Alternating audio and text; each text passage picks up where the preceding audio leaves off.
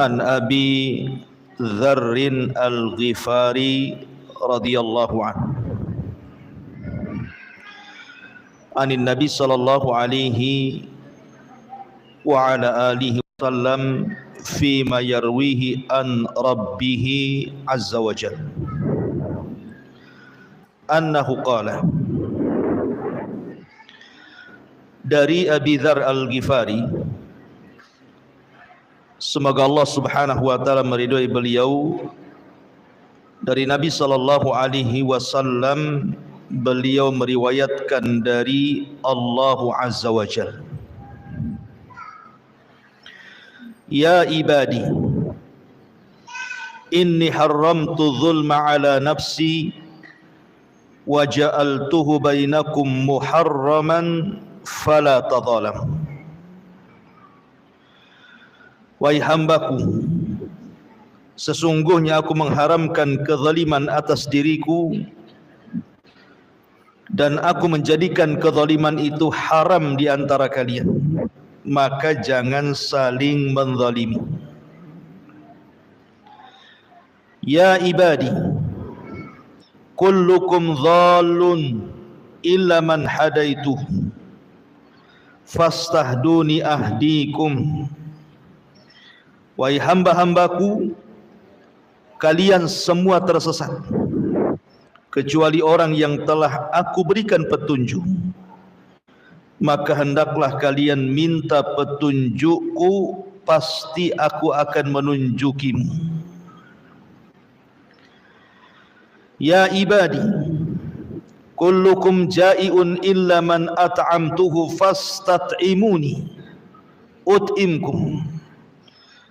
Wahai hamba-hambaku, kalian semua adalah orang-orang yang lapar kecuali orang yang aku beri makan, maka hendaklah kalian meminta makan kepadaku. Ya ibadi, kullukum 'arin illa man kasautuhu fastaqsuni aqsukum. Wahai hamba-hambaku, kalian semua asalnya telanjang kecuali yang telah aku berikan pakaian kepadanya, maka hendaklah kalian minta pakaian kepadaku, pasti aku akan memberinya. Ya ibadi, innakum tukhti'una bil-laili wan-nahar wa ana aghfiru adh-dhunuba jami'a fastaghfiruni aghfir lakum. Wahai hamba-hambaku, sesungguhnya kalian berbuat dosa pada waktu siang dan malam, dan aku mengampuni dosa-dosa itu semuanya, maka mintalah ampunan kepadaku, niscaya aku akan mengampuni kalian. Ya ibadi, innakum lan tablughu dharri fatadhurruni wa lan tablughu naf'i fatanfa'uni.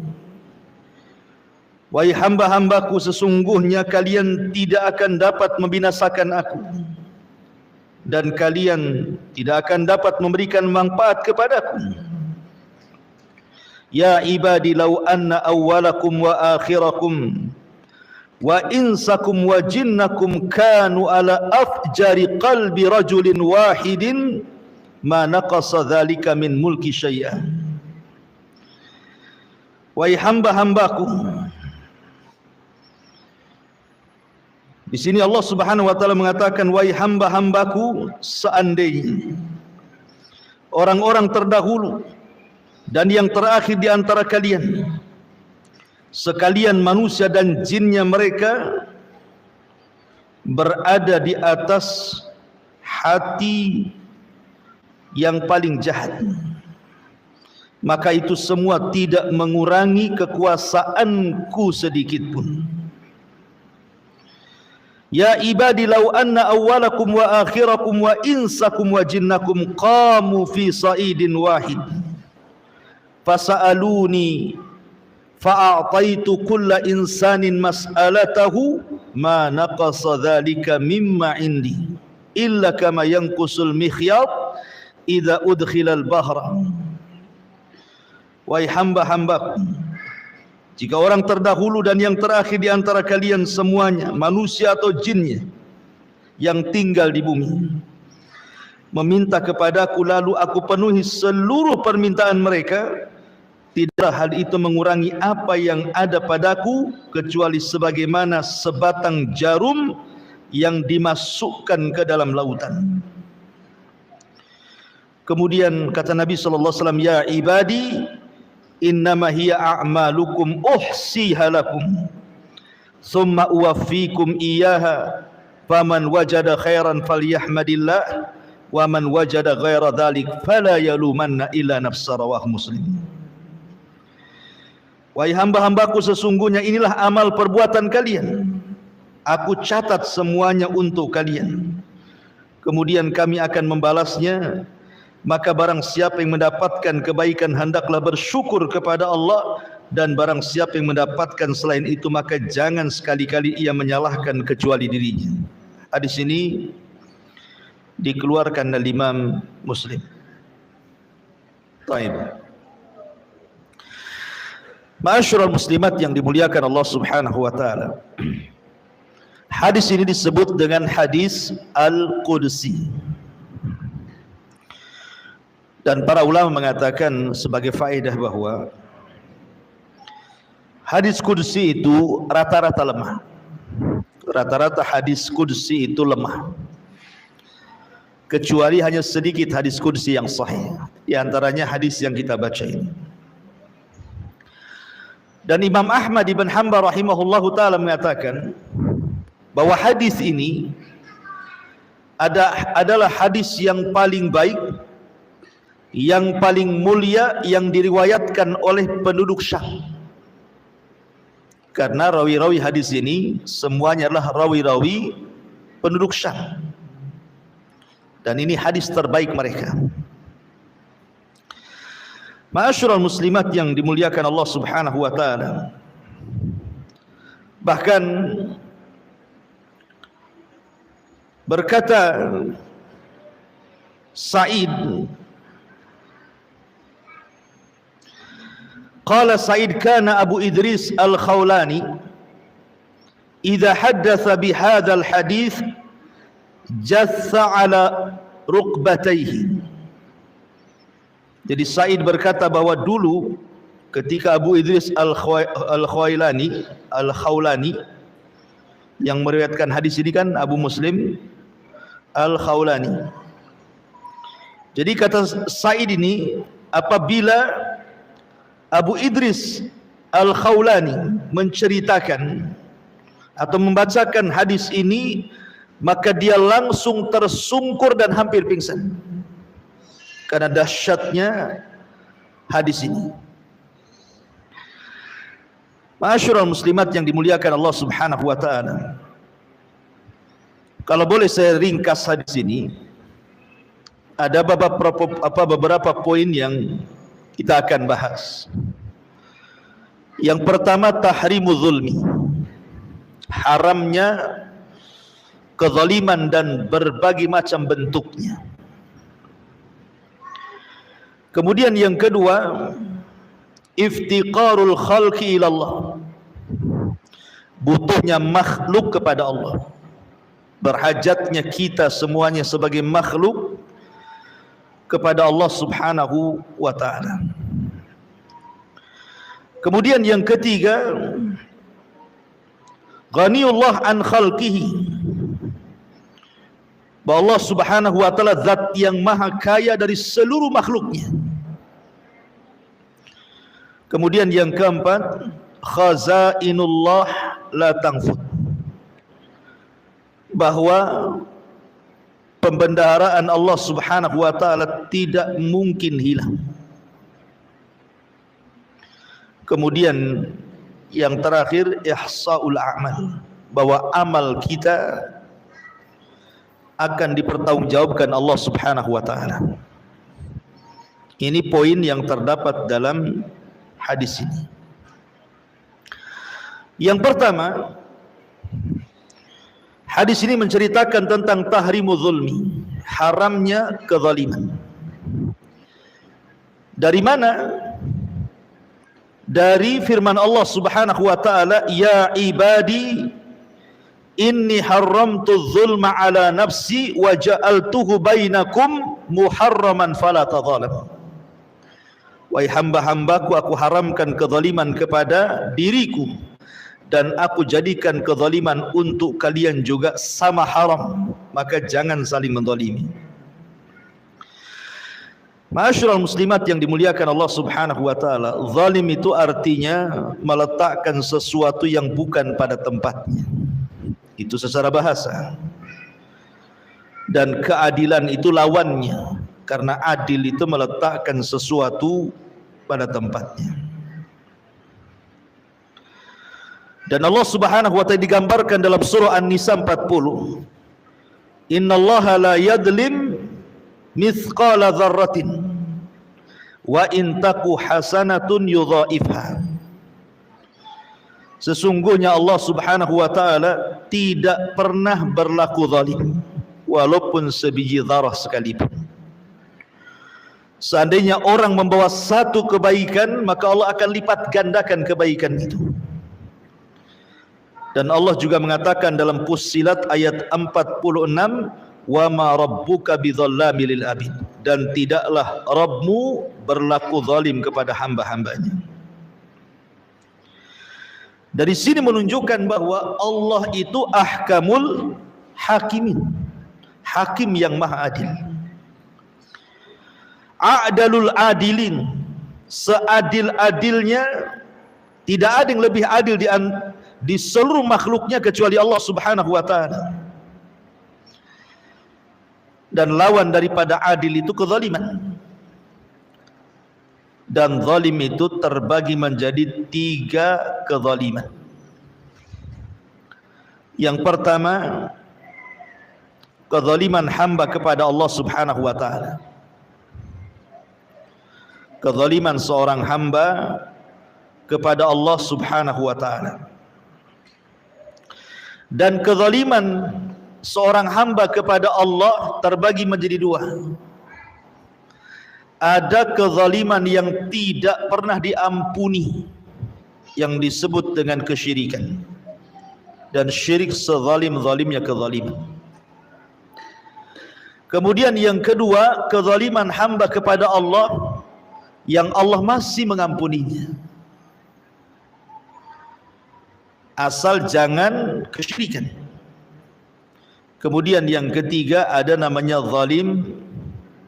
Nomor 2 ada yang namanya zalim kepada orang lain. Zalim kepada orang lain. Dan yang ketiga zalim kepada diri sendiri. Jadi zalim kepada Allah terbagi 2. Ada zalim yang tidak diampuni dan ada zalim yang diampuni. Yang kedua zalim kepada orang lain, dan yang ketiga zalim kepada dirinya sendiri. Ma'asyiral muslimat yang dimuliakan Allah Subhanahu wa taala, tentu dari 3 kezaliman ini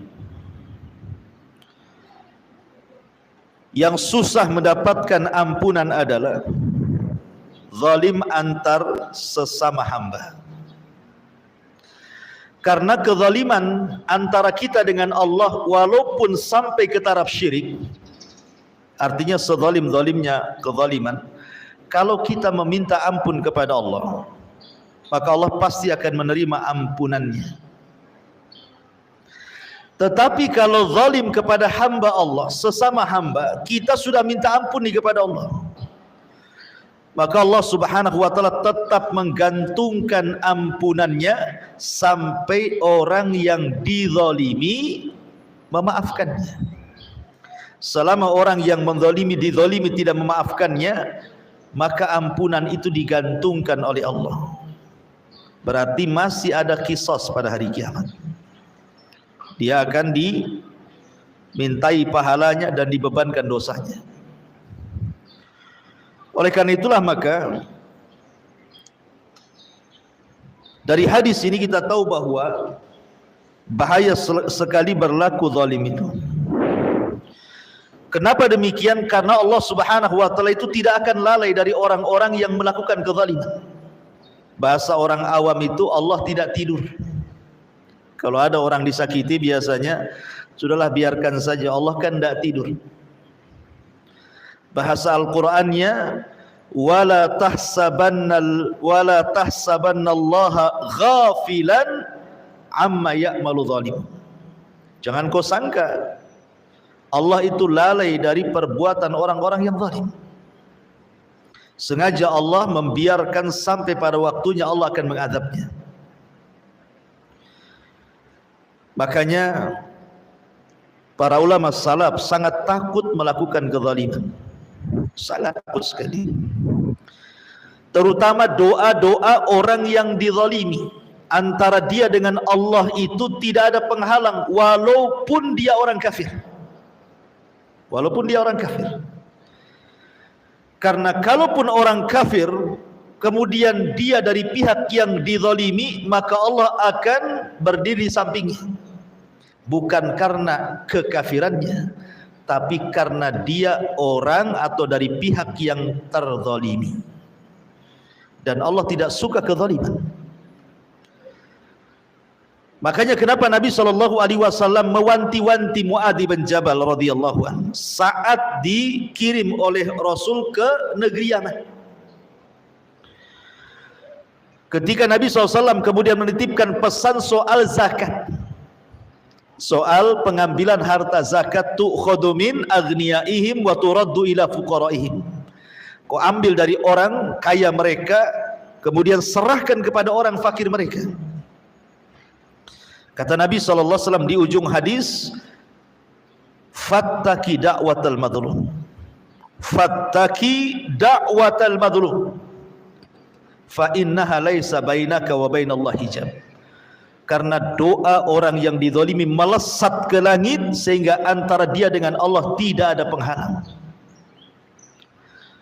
Artinya begini, kalau dalam hukum Islam zaman dulu umpamanya orang itu punya peternakan kambing, unta ataupun sapi, maka akan datang dari pemerintah Islam itu mengambil zakatnya, ke peternakan. Nabi SAW melarang tidak boleh mengambil sembarang kambing yang merupakan hak zakat. Umpamanya setiap 40 kambing itu satu kambing, zakatnya kan begitu. Setiap 40 kambing berarti dia harus mengeluarkan zakatnya satu kambing. Lah pengambil zakat ini jangan kemudian langsung main ambil saja. Bisa saja kemudian kambing yang main ambil itu mungkin dia pejantan, yang memang dihajatkan dalam peternakan untuk perbaikan keturunan kan itu. Atau mungkin dia kambing yang sedang menyusui anak-anaknya. Jadi tidak sembarang main ambil saja, tapi ambillah yang sedang-sedang saja, tidak terlalu baik, tidak terlalu jelek. Sebab kalau dia asal ambil berarti dia telah melakukan kezaliman. Padahal ini orang ambil zakat nih. Itu saja kata Nabi SAW, fattaki da'watal madlum fa innahu laisa bainahu wa bainallahi hijab. Hati-hati. Nanti kalau orang ini terasa dizalimi kemudian berdoa kepada Allah, antara dia dengan Allah tidak ada penghalang. Urusan ngambil zakat saja disuruh hati-hati. Gimana kalau ngambil barang orang, bukan ngambil zakat. Ngambil barang orang itu kan dalam jual beli macam-macam. Entah dengan cara bohong. Oh, harganya nggak dapat di sana. Oh, padahal udah dapat harganya. Oh, untungnya nggak dapat, padahal sudah ada untungnya. Itu kan zalim namanya. Mengambil hak dengan cara berdusta kan begitu. Atau jelas-jelas dia mengambil itu dengan cara mengurangi takaran, mengurangi timbangan, mengurangi meteran, tadfif yang Allah Subhanahu wa taala firmankan, wailun lil mutaffifin. Beli jeruk gitu ya, belum di kilo ibu udah ambil satu. Kalau cocok kilo, kalau tidak cocok udahlah, yang masuk ke perut itu main lewat saja. Nah, itu kan zalim tuh. Ataupun zalim secara umum gitu ya. Seorang ibu menelantarkan anaknya, tidak mendidiknya. ataupun seorang suami menelantarkan keluarganya, atau zalim kepada tetangganya. Umpamanya kendaraan main letak saja di depan rumah tetangganya itu. Setiap dia mau masuk rumah susah pula kendaraan kita jogrok di situ. Atau kita naruh sampah, sudah betul tuh memang depan rumah sampah itu. Tapi kemudian ketika kita meletakkan sampah yang bau, tidak segera dibuang, malah kemudian baunya ke tetangganya, zalim juga. Atau ibu punya pohon mangga, dahannya ke tetangganya, lagi buah ibu ambil daunnya pula berserak di depan rumah tetangganya, zalim itu. Kalau sudah tahu ke rumah orang, pangkas. Jangan menyakiti tetangganya, itu zalim juga. Jadi zalim itu menyangkut semuanya. Hati-hati. Ya, maka yang seperti ini agak sulit ampunannya, karena walaupun kita sudah jungkir balik minta ampun kepada Allah, tapi kalau orang yang dizalimi belum mengampuni kita, memaafkan kita, masih ada proses di akhirat masalahnya. Ma'asyiral muslimat yang dimuliakan Allah Subhanahu wa taala, ini yang pertama. Allah Subhanahu wa taala ingatkan soal kezaliman. Kemudian yang kedua, Allah Subhanahu wa taala mengingatkan di sini tentang iftiqarul khalqi ila Allah azza wa jalla. Tentang hajatnya makhluk kepada Allah. Kita ini sangat berhajat kepada Allah. Jangan dibalik, Allah berhajat kepada kita. Tidak, Allah tidak berhajat kepada kita. Yang berhajat itu kita kepada Allah. Makanya kemudian Allah Subhanahu wa taala melanjutkan hadis kudusinya. Ya ibadi kullukum dhallun illa man hadaituhu fastahduni ahdikum. Wahai hamba-hambaku, kalian semua tersesat. Kalian semua tersesat.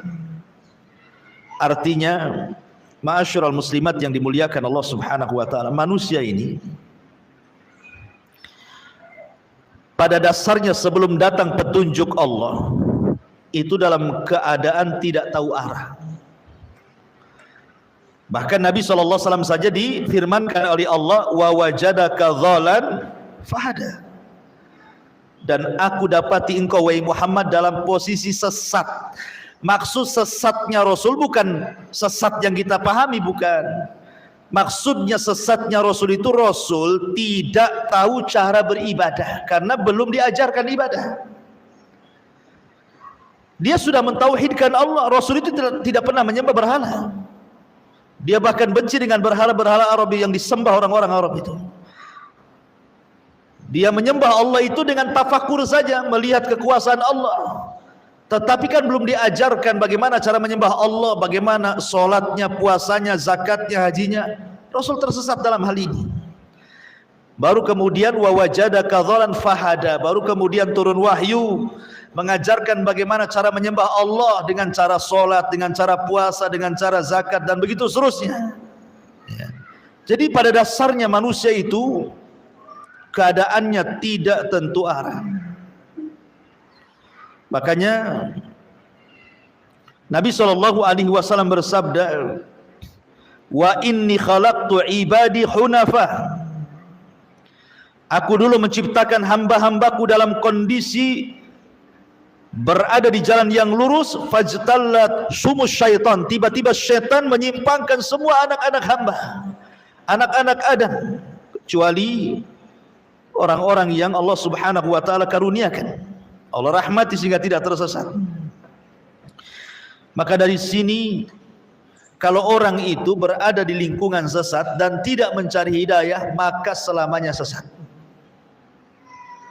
Orang itu kalau tetap berada dalam lingkungan kesesatan, tidak mencari hidayah, maka selamanya dia sesat. Lihat hadis Nabi SAW, kullu maulud yuladu alal fitrah. Setiap bayi itu dilahirkan terlahir fitrah. Tetapi bayi yang fitrah ini, yang tadinya Islam, bayi ini terlahir dari seorang Nasrani. Bayi ini terlahir dari seorang Yahudi. Bayi ini terlahir dari seorang Majusi. Kalau kemudian bayi ini semakin beranjak besar, remaja, dewasa, tua, tetap di situ, maka Rasul mengatakan fa abawahu yuhawidanihi au yunassiranihi au yumajjisani. Maka pasti bayi ini kalau sudah tumbuh besar pasti dibuat Yahudi oleh bapaknya karena bapaknya Yahudi. Pasti dibuat Nasrani oleh bapaknya karena bapaknya Nasrani. Pasti dibuat Majusi oleh bapaknya karena bapaknya Majusi. Tapi kalau kemudian dia keluar dari lingkungannya, kemudian mencari kebenaran, pasti dia akan diberikan hidayah Islam. Contoh, di zaman sahabat ada seorang sahabat namanya Salman Al-Farisi radhiyallahu anhu. Salman Al-Farisi. Salman Al-Farisi ini dulunya Majusi, ya karena memang bapaknya Majusi, dan bapaknya itulah yang berusaha untuk menjaga api supaya tidak padam. Suatu hari bapaknya sibuk, akhirnya meminta Salman untuk mewakili dia ke kebun. Berangkatlah Salman ke kebun. Rupanya tidak sampai ke kebun, di tengah jalan ada gereja. Maka dia masuk ke gereja itu, kenalanlah dengan seorang pendeta. Kemudian dia melihat bagaimana ibadahnya orang Nasrani. Dari sini ditimbang-timbang, kok masih baik Nasrani dibandingkan Majusi, kata Salman. Dari situ dia tertarik untuk masuk Nasrani. Ketika dia kemudian pulang, dimarahi sama ayahnya, bahkan dirantai. Dan dikatakan bahwa agama Majusi jauh lebih baik dibandingkan Nasrani. Tapi Salman sudah masuk hidayah Nasrani, sehingga dia lari. Kemudian dia meminta rujukan kemana dia harus pergi. Akhirnya dari gereja itu dirujuk supaya jauh ke negeri orang. Di sana ada padri, ada pendeta yang kuat ilmunya. Kau belajar di sana. Rupanya dia sampai di situ dan belajar. Rupanya Allah takdirkan meninggal pendetanya. Kemudian belajar ke pendeta lain, meninggal lagi. Belajar ke pendeta lain, meninggal lagi. Sampai yang terakhir, rupanya itu tahun kemunculan Nabi. Pendeta ini mengatakan bahwa kau harus berangkat ke negeri yang di situ penuh dengan pohon kurma. Tunggu di situ. Nabi itu akan sampai negeri itu, katanya.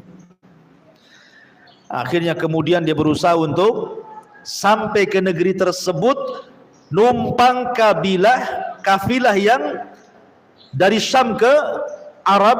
Rupanya oleh kafilah dagang itu malah diperbudak, dijadikan budak, dijual ke orang Yahudi Madinah. Tetapi justru dengan cara itulah setelah Rasul hijrah dari Mekah ke Madinah, Salman mendengar bahwa ada orang ngaku Nabi. Dia teringat dengan ramalan pendetanya. Akhirnya kemudian dia pun mencocokkan tanda-tanda kenabian yang diceritakan pendetanya dengan Rasul sallallahu alaihi wasallam, dan semuanya ada pada Nabi. Sejak itulah dia masuk Islam.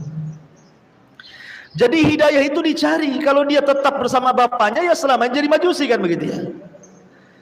Makanya kenapa ketika kita membaca Al-Fatihah itu dalam setiap solat kita minimalnya 17 kali dalam sehari itu, kalimat ihdinas siratal mustaqim itu apa sih maknanya? Kita kan selalu dalam salat ihdinas siratal mustaqim siratal ladzina an'amta 'alaihim ghairil maghdubi 'alaihim waladdallin. Apa sih makna ihdina itu? Kata para ulama, makna ihdina itu 3. Satu artinya sabitna. Ya Allah, tetapkanlah hidayah yang sudah kau berikan kepada. Makna yang kedua zidna, ya Allah tambah. Bukan hanya tetapkan, tambah lagi hidayah itu. Kemudian makna yang ketiga, fima sayati. Ya Allah, berikan hidayah bukan hanya hari ini saja, tetapi juga ke masa-masa yang akan datang. Tetaplah saya di atas hidayah.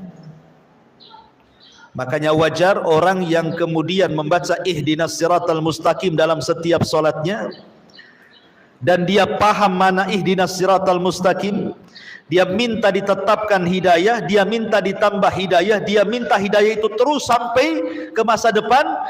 Maka orang yang solatnya seperti ini, maka Nabi Allah subhanahu wa ta'ala berfirman, innas salata tanha anil fahsyai wal munkar. Salat itu pasti mencegah dia dari perbuatan keji dan mungkar. Kenapa? Karena hidayah masuk. Berarti orang yang habis salat masih melakukan perbuatan keji dan mungkar, jangan-jangan dia tidak serius ketika membaca ihdinas siratal mustaqim. Itu yang menjadikan salat ini mempengaruhi keluar salat itu gara-gara hidayah. Makanya ketika baca Fatihah itu di sini ditekankan ini ihdinas siratal mustaqim, supaya Allah berikan hidayah kepada setiap orang yang salat itu. Ya.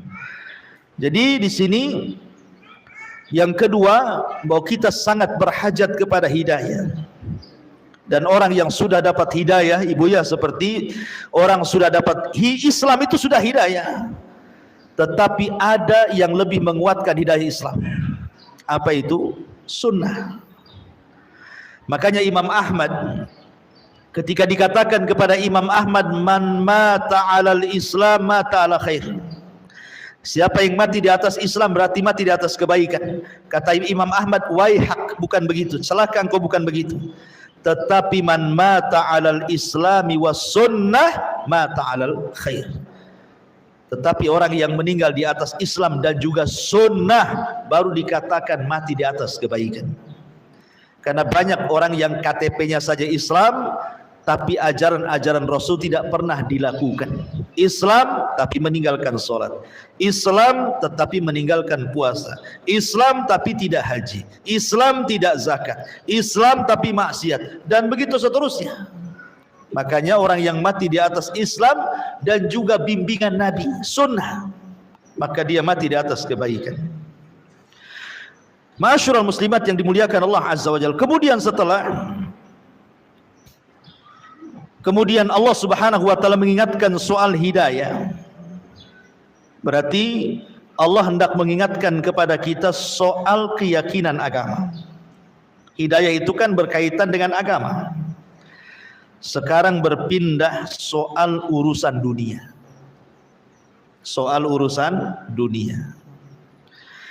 Allah Subhanahu wa taala mengatakan soal urusan dunia ini, ya ibadi, kullukum ja'in illa man at'amtuhu fastat'imuni ut'imkum.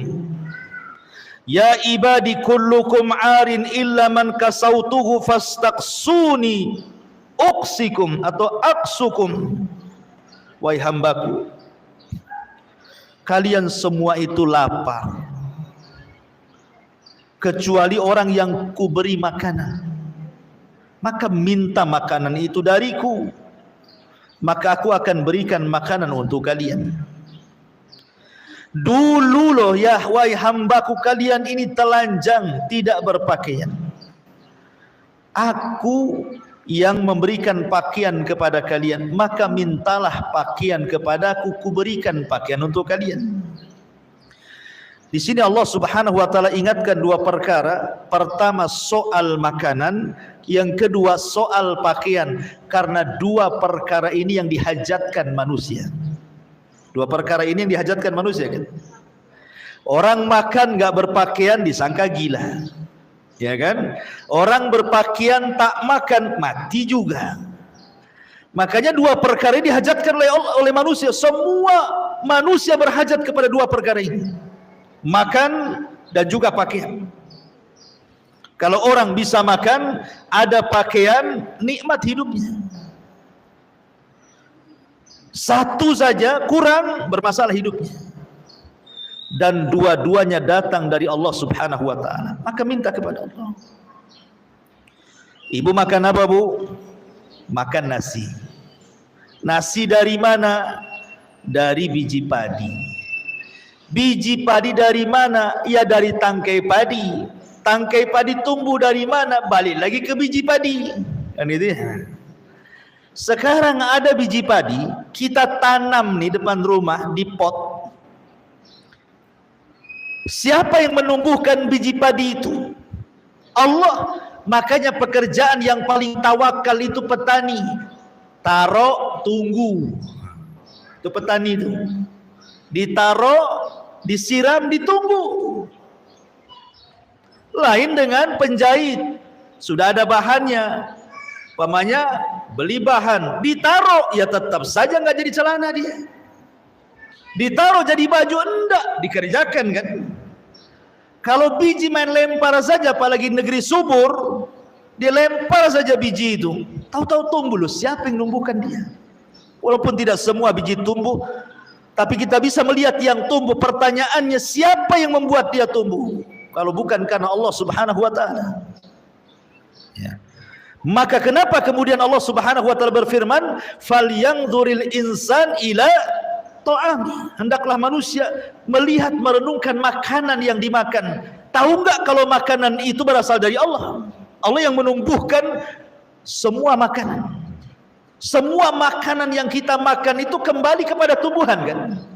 Ibu mau makan roti, mau makan apa, itu bahan-bahannya balik ke tanah tuh. Pakaian juga sama. Emang pakaian kita ini dari mana? Kalau bukan dari tumbuh-tumbuhan. Oh, sutra ada pakai ulat. Ulat pun makan itu juga dari tumbuh-tumbuhan, dari tanah juga kan begitu ya. Semua kembali ke tanah yang Allah tumbuhkan. Dari sini bahwa Allah ingatkan bahwa yang menyediakan makanan untuk kita, yang menyediakan pakaian untuk kita itu Allah, itu maksudnya dalam hadis ini. Ya. Jadi kita diingatkan, kita ini sangat berhajat kepada Allah. Sangat iftikar, berhajat kepada baik urusan dunia kita, termasuk juga urusan agama kita. Dan semua akan ditanya di hadapan Allah. Makanya ketika kita membahas dulu suratul Kautsar, surah Al-Hakumut Takatsur, ketika membahas ujung ayat daripada surah Al-Hakumut itu, la tus'alunna yauma idzin anin na'im, kalian akan ditanya kelak pada hari kiamat tentang nikmat. Sebagaimana mengatakan nikmat di sini pakaian, makanan, minuman, tempat tinggal, kendaraan, semua akan ditanya. Ketika turun ayat ini, Nabi SAW keluar dari rumahnya di siang hari bolong, dan ketika itu Madinah dilanda paceklik hebat sehingga sudah banyak orang yang kelaparan dan tidak ada makanan. Rasul keluar siang-siang bolong. Tiba-tiba di tengah jalan berjumpa dengan Abu Bakar dan Umar. Rasul bertanya kepada Abu Bakar dan Umar, "Wa ma akhrajakuma?" Apa yang membuat kalian keluar dari rumah siang-siang ini? Ngapain panas-panas kau keluar, gitu bahasanya. Kata Umar dan Abu Bakar, "Ya Rasulullah, lapar Rasul. Kami tidak tahan di rumah. Kami harus keluar mencari makan." Kemudian keduanya juga bertanya, "Wa ma akhrajaka ya Rasulullah?" Kalau begitu apa yang membuat Anda keluar wahai Rasul? Maka Nabi SAW sama jawabannya, lapar. Tiba-tiba Abu Bakar menyingkap perutnya, rupanya ada batu yang diikat satu di perutnya. Umar menyingkap juga pakaiannya, rupanya ada batu yang diikatkan di perutnya. Begitu orang dulu cara menahan lapar. Tiba-tiba ketika Rasul disingkap, bukan satu batu, dua batu di perut Rasul itu, menunjukkan Rasul lebih lapar dibandingkan Abu Bakar. Ya. Akhirnya Nabi SAW mengatakan, kalau begitu yuk kita berangkat ke rumah seorang Ansar, Ibn Khaythamah, yang ada di perbatasan Madinah. Berangkatlah 3 orang ini ke perbatasan Madinah, berjumpa dengan Ibnu Khaythamah ini, Rabi Ibn Khaytham ini. Sesampainya di rumah Rabi Ibn Khaytham, rupanya Rabi Ibn Khaytham tidak ada, yang ada istrinya. Nabi SAW tidak berani masuk, karena bagaimanapun sendirian tanpa mahram. Rasul menunggu di luar sebagai adab tamu. Selang sebentar rupanya Rabi Ibn Khaytham datang membawa air putih. Kemudian melihat tamunya luar biasa, ada Nabi, Abu Bakar, Umar, wah senangnya luar biasa. Akhirnya kemudian dia pun langsung mengambil pisau dan hendak menyembelih satu kambing yang paling besar. Sementara kambing itu adalah kambing perempuan yang sedang menyusui anaknya. Kata Rasul, "Iyyak wal halib, jangan kau sembelih itu kambing. Yang ini saja," kata Nabi. Maksudnya yang kurus. Yang kurus saja. Lihat bagi Rasul mengajarkan bagaimana adab seorang tamu. Jangan merepotkan tuan rumah. Kan banyak tuh tamu merepotkan tuan rumah itu. Masa aqua gelas saja, pandai glide.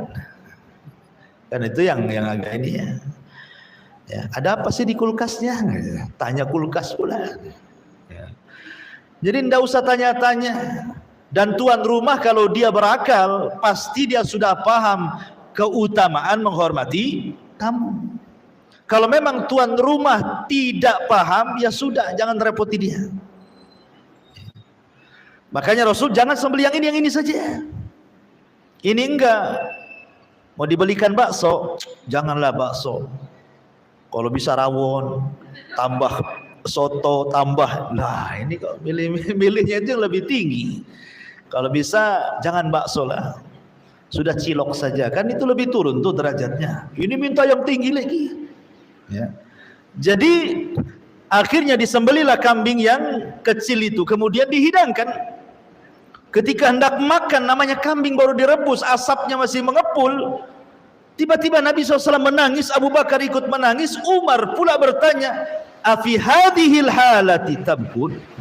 Oh, dalam kondisi seperti ini kalian menangis wahai Rasul? Kita ini lagi lapar, makanlah, jangan nangis gitu. Maka kemudian Nabi SAW mengatakan kepada Umar, ya Umar, alhaqumut takatsur, sampai Rasul membacakan la tus'alunna yauma idzin 'anin na'im. Nanti makanan minuman yang kita makan di depan kita ini akan ditanya di hadapan Allah. Jadi semua akan ditanya. Makanya Allah mengatakan falyanzuril insan ila ta'ami, hendaklah melihat manusia kepada makanan yang dilihat. Semua akan ditanya. Apakah makanan yang kita makan halal atau tidak? Termasuk juga orang yang tidak pernah bersyukur bahwa makanan ini datang dari Allah. Dengan cara apa? Membuang-buang. Kan ada tuh orang yang berlebihan masak lauknya, nasinya, yang makan 2 orang, tetapi dia masak untuk 1 kampung. Paling 2 piring sudah kenyang, akhirnya tidak juga diberikan kepada tetangga yang miskin, diinapkan 1 malam, basi, dibuang ke tong sampah. Ini akan ditanya itu. Ini semua datang dari Allah Subhanahu wa taala. Ya. Makanya kenapa mubadzir itu karena ikhwan syaitan, teman-temannya setan itu. Ini kemudian diingatkan soal 2 perkara yang penting, soal makanan dan juga soal pakaian. Kemudian di sini baru diingatkan tentang kekayaan Allah Subhanahu wa taala kepada makhluknya. Atau diingatkan soal ampunan, bahwa kita berhajat kepada Allah. Ya ibadi innakum tukhti'una bil-laili wan-nahar. Subhanallah. Kalau Allah Subhanahu wa taala mengatakan begini, Bu, wahai hamba-hambaku, kalian ini selalu melakukan dosa siang dan malam. Harusnya bahasa ini bahasa yang menakutkan. Karena bahasa ini pasti setelahnya adalah azab yang akan turun. Contoh begini, Bu. Ibu punya anak. Anak ini bandel, disuruh-suruh tak mau. Kemudian ibu mengatakan, wahai anakku, kamu ini siang malam tidur saja. Disuruh ini tak mau, disuruh itu tak mau. Siang malam kau malas. Kira-kira, Bu, ibu akan membiarkan anak itu atau ibu akan menghukumnya? Pasti akan menghukumnya. Kalau sudah kelamaan kan pasti menghukumnya kan gitu. Entah diusir dari rumah, entah dimakinya kan begitu ya, entah dipukulnya. Artinya bahasa-bahasa seperti ini, engkau ini telat siang malam, pasti akan datang hukuman tuh. Jadi ketika kita mendengar kalimat ini, wahai hambaku, kalian ini selalu berbuat dosa kepadaku siang malam, harusnya terpikir akan datang hukuman dari Allah Subhanahu wa taala. Tetapi laisa kamitslihi syai'un, Allah itu tidak sama dengan hambanya. Kalau seorang anak berbuat jahat siang malam kepada orang tua, pasti ada waktu-waktu limitnya di mana orang tua akan membalas. Pasti itu. Tapi Allah Subhanahu wa taala justru mengagetkan semua alam dunia, malah mengatakan wa ana aghfiru dzunuba jami'a. Tapi walaupun kalian berlaku dosa kepadaku siang dan malam, tenang, aku ampuni dosa kalian. Kan enak tuh. Coba ya. Allah mengakui dosa kita, tapi Allah juga menyiapkan ampunannya. Ini kan luar biasa rahmat Allah kepada kita. Ini tidak ada pada seorang hamba. Kalau ada orang menyakiti kita terus-terusan, sampai kapan kita memaafkan dia kan itu? Bahasanya pasti sabar juga ada ujungnya. Pasti kita emosi juga lah. Tapi Allah rahim. Rahmatnya mendahului murkanya. Kasih sayangnya Allah kepada hamba jauh lebih kasih sayang seorang ibu kepada anaknya. Ma'asyiral muslimat yang dimuliakan Allah Azza wa Jalla. Maka di sini wa ana aghfiru dzunuba jami'a fastaghfiruni aghfir lakum. Maka mintalah ampun. Kapan-kapan pun kalian minta ampun, ku ampuni. Lihat bagaimana Allah Subhanahu wa taala membuka ampunan selebar-lebarnya. Ada orang yang berusia 100 tahun datang kepada Nabi, orang kafir musyrik. Semua dosa sudah dilakukan dia. Namanya orang tua pasti pengalaman dalam dosa. Kalau anak muda kan tidak pengalaman dalam dosa. Dia sedang mencoba dosa. Tapi orang tua itu sudah pengalaman dosanya. Sehingga orang ini datang kepada Rasul mengatakan, "Ya Rasulullah, inni fa'altu dzamban 'azima. Lau wuzi'at ala ahli al-qaryati lawasi'atkum." Aku melakukan banyak kali dosa Rasul. Kalau ku bagi-bagikan di dosa ini ke kampung, sebuah negeri, cukup untuk mengadab mereka. Kata orang ini mengatakan, "Halli minat taubah Rasul, ada enggak di agamamu taubat orang sepertiku ini?" Maka Nabi SAW mengatakan, "Atashhadu alla ilaha illallah wa anni rasulullah." Maukah kau mengatakan bahwa aku bersaksi tidak ada sesembahan yang berhak disembah kecuali Allah dan aku utusan Allah? Kalau engkau mengucapkannya, fal Islam yahjubu ma qablah. Islam itu menutupi dosa sebelum Islam. Oh, senang dia. Maka dia langsung mengatakan, "Asyhadu an la ilaha illallah wa asyhadu annaka rasulullah." Maka Rasul mengangkat kedua tangannya mengatakan, "Alhamdulillah, badalallahu sayyiatihil hasanat." Segala puja dan puji hanya milik Allah. Allah telah menggantikan keburukan dia, semua sudah jadi baik. Karena Islam itu menghancurkan dosa sebelumnya, sebagaimana taubat menghancurkan dosa sebelum taubat. Jadi di sini menunjukkan bahwa banyak-banyak bertobat kepada Allah Azza wa Jalla karena kita dicap melakukan dosa siang dan malam. Kalau ada orang mengatakan saya tidak pernah berbuat dosa, dustakan ucapannya. Setiap manusia itu pasti berbuat dosa. Mungkin matanya yang berbuat dosa, mungkin telinganya, mungkin lisannya, mungkin hidungnya, mungkin tangannya, mungkin kakinya, mungkin kemaluannya, mungkin juga hatinya, mungkin pikirannya. Tidak tahu yang mana satu. Tapi setiap hari kita berbuat dosa. Makanya Nabi SAW mencontohkan, kata Nabi SAW, saya setiap hari, kata Rasulullah, la astaghfirullah mi'at marrah, setiap hari meminta ampun kepada Allah minimalnya 100 kali. Itu orang yang sudah dijamin surga tuh. Lah kita nggak ada jaminan, neraka sudah jelas. Tapi enggan juga kita membaca astagfirullah setiap hari. Habis sholat saja yang disuruh 3 kali saja tidak baca. Sempurna itu salam ke kanan ke kiri sampai lari, selesai sholatnya. Ini kan masalah jadinya. Kemudian setelah itu Allah Subhanahu wa taala ingatkan lagi tentang bahwa Allah itu kaya, bahwa pembenaran Allah itu tidak akan lenyap. Seberapalah makhluk Allah itu dengan Allah Subhanahu wa taala. Bahasanya begini, Allah Subhanahu wa taala tidak termadorotkan dengan maksiat kita.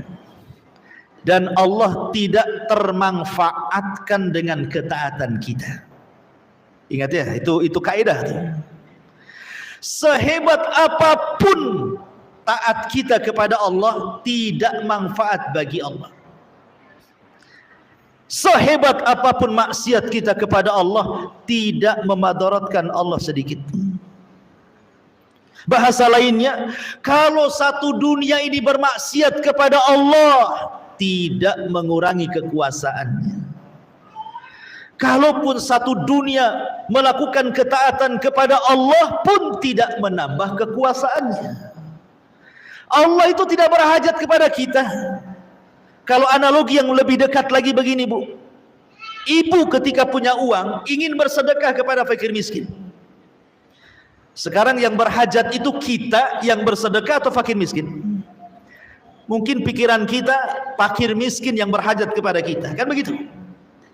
Dipikirnya orang sedekah itu karena orang miskin butuh sama kita. Itu paradigma yang keliru. Jadi kalau ibu hendak bersedekah, yang butuh itu kita kepada dia, bukan dia kepada kita. Karena sedekah itu manfaatnya bukan untuk orang miskin itu, tapi manfaatnya kembali ke kita, gitu maksudnya. Dengan bersedekah bertambah kemudian harta kita, ma naqasa min mali sadaqah. Tidak akan berkurang harta yang disedekahkan. Untung masih ada orang miskin, saya bisa bersedekah. Akhirnya harta kita walaupun tidak bertambah, minimalnya tidak berkurang. Kan begitu ya? Dengan bersedekah akhirnya kesehatan kita dijaga oleh Allah. Kalau tidak ada orang miskin yang kita sedekahkan, mungkin kita sudah sakit-sakitan. Dengan sedekah Allah buatlah kita sembuh penyakitnya. Minimalnya walaupun tidak ada penyakit, ataupun tidak disembuhkan penyakitnya, yang ada tidak ditambah penyakitnya. Ataupun kita ketika bersedekah kepada fuqara wal masakin, Allah mudahkan setiap kesulitan kita jadi kemudahan. Kalau bukan karena mereka, sulit teruslah hidup kita itu. Jadi dari sini kita tahu yang berhajat dengan sedekah kita itu bukan kita, bukan orang miskin kepada kita, tapi kita yang butuh orang miskin. Nah, itu paradigma yang benar tuh. Seperti itulah, bahwa sehebat apapun kita taat tidak menjadikan manfaat bagi Allah, sehebat apapun orang maksiat tidak pula memadaratkan Allah. Perhatikan di sini. Allah Subhanahu wa taala mengatakan, ya ibadi, innakum lan tablughu dhurri fatadhurruni wa lan tablughu naf'i fatanfa'uni. Allah Subhanahu wa taala mengatakan, wahai hamba-hambaku, sesungguhnya kalian tidak akan dapat membinasakan aku, dan kalian tidak akan dapat memberikan manfaat kepada. Sehebat apapun kita taat, tidak manfaat bagi Allah. Sehebat apapun maksiat, tidak memadaratkan Allah. Artinya ketaatan itu kembali kepada kita. Sebagaimana maksiat juga dampaknya akan kembali kepada orang yang bermaksiat. Itu maksudnya. Kemudian Allah mengatakan, ya ibadi, lau anna awwalakum wa akhirakum wa insakum wa jinnakum kana ala atqa qalbi rajulin wahid minkum ma zada fi mulki syai'an. Ya ibadi, lau anna awwalakum wa akhirakum wa insakum wa jinnakum kanu ala afjari qalbi rajulin wahid ma naqasa dzalika min mulki syai'an. Kalau satu dunia, mulai dari yang hidup pertama siapa, Adam, sampai yang terakhir nanti yang kena trompet sangkakala Israfil. Sekarang Bu, orang yang hidup di permukaan bumi tidak lebih banyak daripada orang yang dikubur di dalam bumi. Berapalah jumlah orang yang hidup di atas bumi itu dibandingkan dengan orang yang sudah dikubur sejak zaman Nabi Adam? Lebih banyak mereka.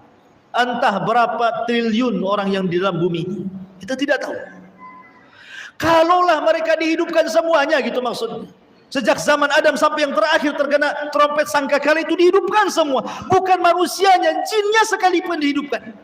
Semuanya dijadikan oleh Allah taat kepada Allah. Rajin sholat, rajin puasa, rajin zakat, rajin baca Quran, zikir, semua ibadah lakukannya. Dari mulai awal sampai yang akhir, mulai jin dan manusia.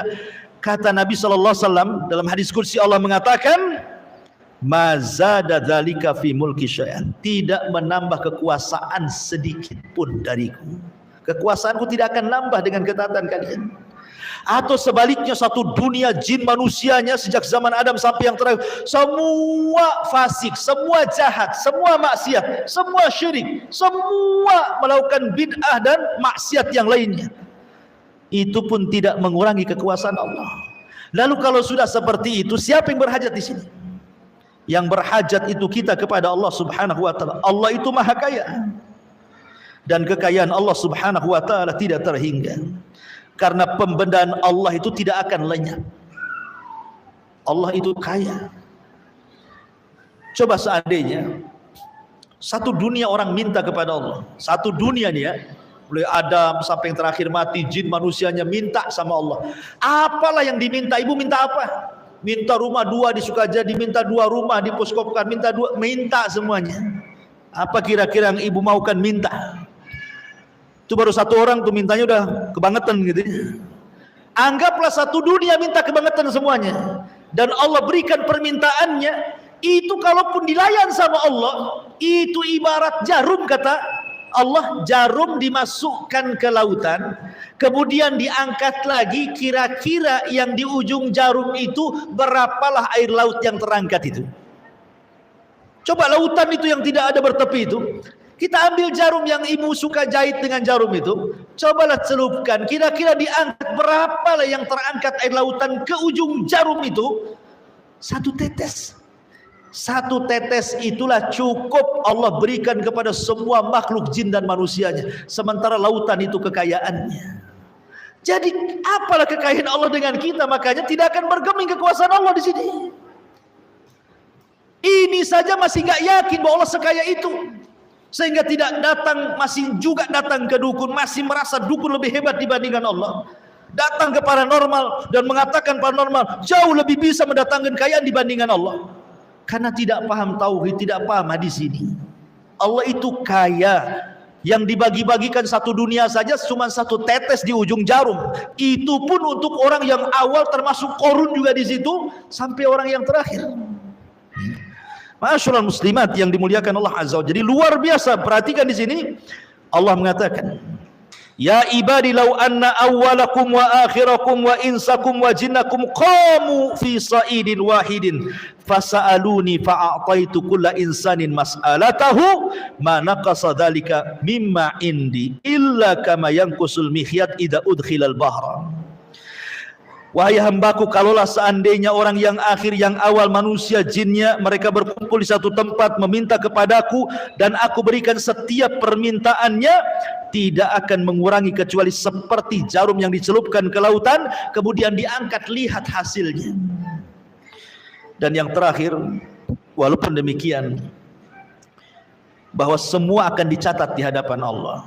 Allah ingatkan ini bahwa ada pertanggungjawaban kita di dunia ini. Ada pertanggungjawaban kita di dunia. Artinya semua yang kita lakukan, semua yang kita ucapkan, semua yang kita yakini di dunia, semua yang kita biarkan dan begitu seterusnya, semua akan ditanya di hadapan Allah. Sehingga Allah tutup kalimatnya dalam hadis kursi ini, ya ibadi innama hiya a'malukum uhsiha lakum thumma uwaffikum iyyaha faman wajada khairan falyahmadillah wa man wajada ghaira dzalik fala yalumanna illa nafsah. Wahai hambaku, sesungguhnya inilah amal perbuatan kalian. Aku catat semuanya. Tidak ada yang berkurang, semua akan dicatat. Setiap hembusan nafas kita akan dicatat. Makanya Allah mengatakan, wa may yalfidu min qaulin illa alaihi raqibun atid. Tidaklah satu ucapan kecuali pasti dicatat malaikat raqib dan atid. Semua dicatat, semua dibukukan dan akan ditanya di hadapan Allah Subhanahu wa taala. Maka barang siapa yang mendapatkan kebaikan dengan tadi meminta hidayah, diberikan hidayah. Ya, mentauhidkan Allah, bersyukurlah dia kepada Allah. Tapi kalau tidak demikian, maka jangan salahkan Allah. Salahlah diri kalian, dan itu kemauan kalian. Allah sudah berikan petunjuk kepada kalian 2 jalan, ini masuk surga, ini masuk neraka, kau pilih pula ke neraka. Ini jalan sunnah, ini jalan yang menyimpang dari sunnah, kau pilih pula yang menyimpang dari sunnah. Ini jalan tauhid, di jalan syirik, kau pula memilih kesyirikan. Maka siapa yang memilih jalan tauhid, jalan sunnah, jalan ketaatan, bersyukurlah kepada Allah. Tapi siapa kemudian yang memiliki kesyirikan, penyimpangan dalam sunnah, kemaksiatan, jangan pernah mencela kecuali celalah diri kalian, kata Allah. Di sini makanya pentingnya kita mempertahankan akidah istiqomah. Wallahu a'lam.